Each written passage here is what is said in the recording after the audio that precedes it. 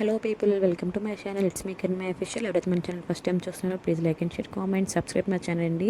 అయితే నేను నా వీడియోస్లో షార్ట్స్ మీరు చూస్తుంటే తెలిసి ఉంటుంది. నేను తిరుపతి వెళ్ళేసి వచ్చేసాము.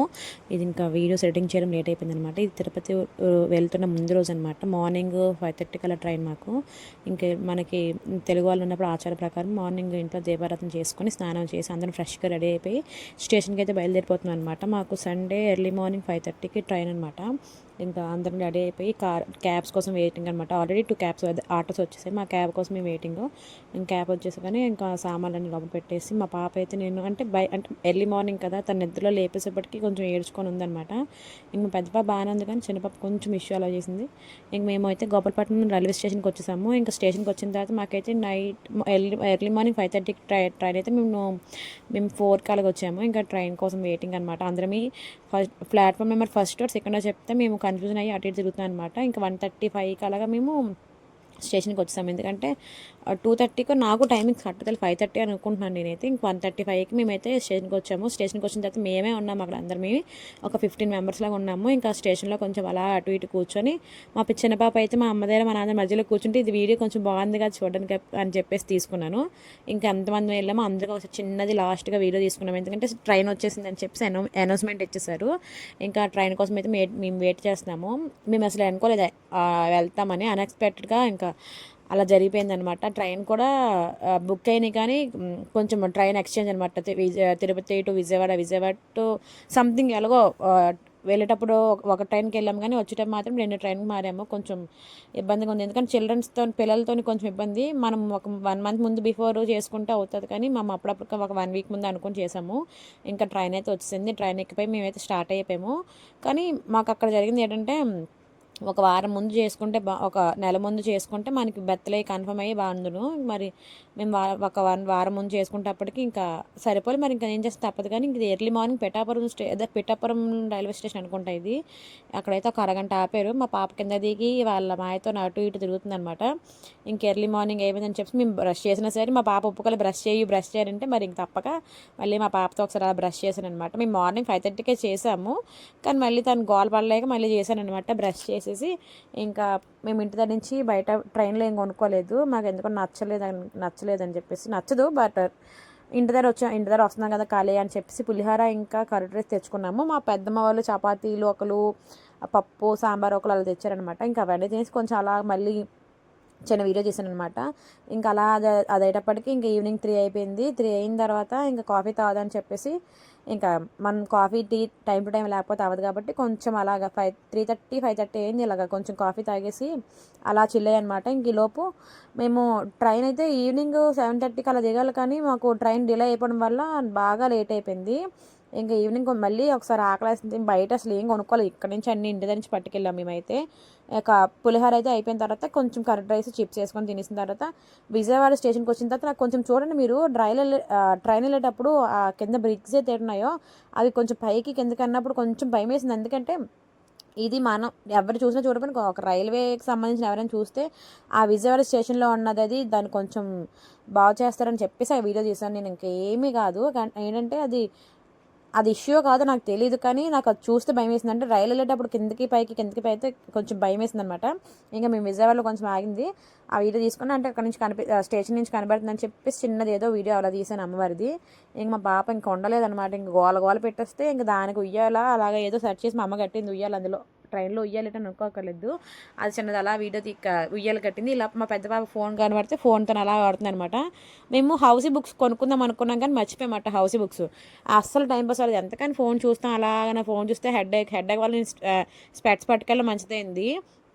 హెడ్ ఎక్స్పెక్ట్స్ బాబు చాలా తలనొప్పిండి బాబు అలా ఫోన్ చూస్తే. ఇంక మా చిన్నోదని మా పెద్దోదిన కలిపి పిల్లల్ని అలా ఆడుస్తున్నామట.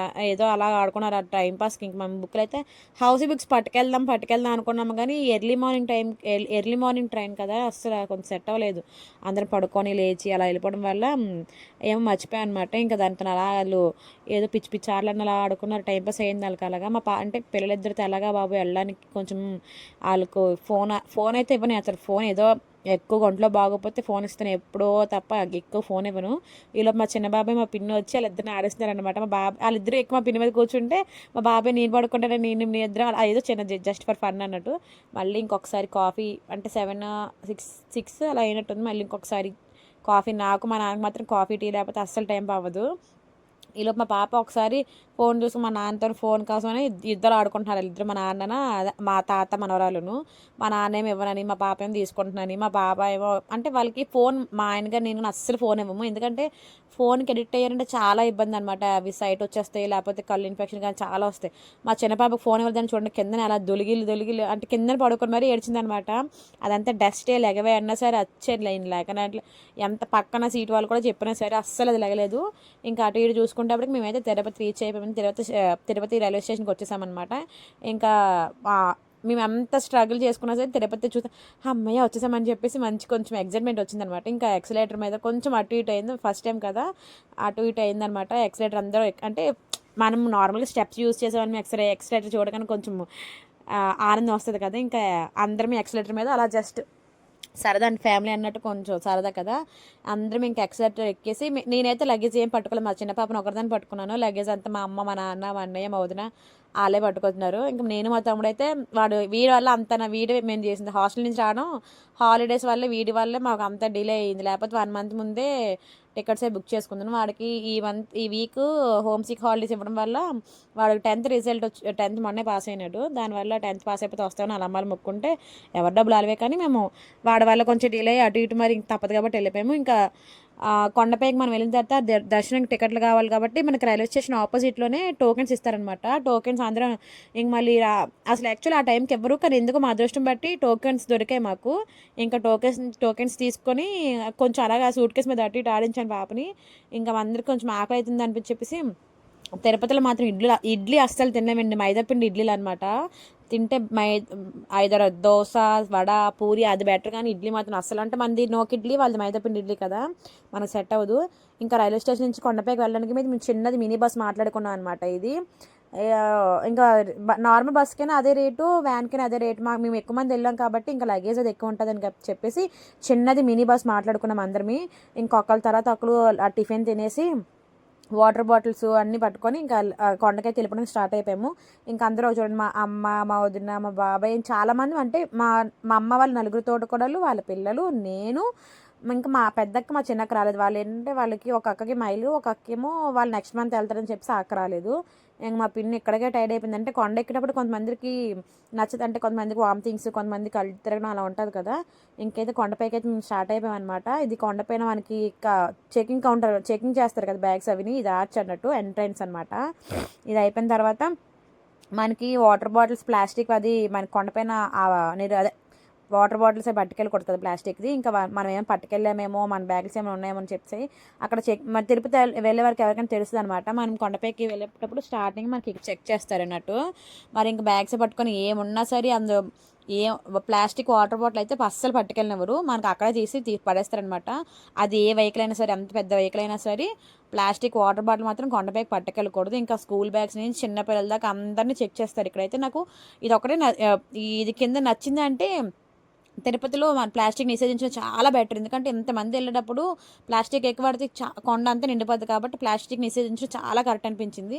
ఇంకైతే మేము అక్కడ చెకింగ్ అయిపోయిన తర్వాత కొండపైకి వచ్చేసాము. కొండపైకి వచ్చిన తర్వాత అక్కడ వెయిటింగ్ హాల్స్ ఉంటాయి కాబట్టి మేమైతే రూమ్స్ తీసుకోలేదు, ఎందుకంటే వెయిటింగ్ హాల్సే బాగుంటాయి. వెయిటింగ్ హాల్స్ తీసుకున్నాము.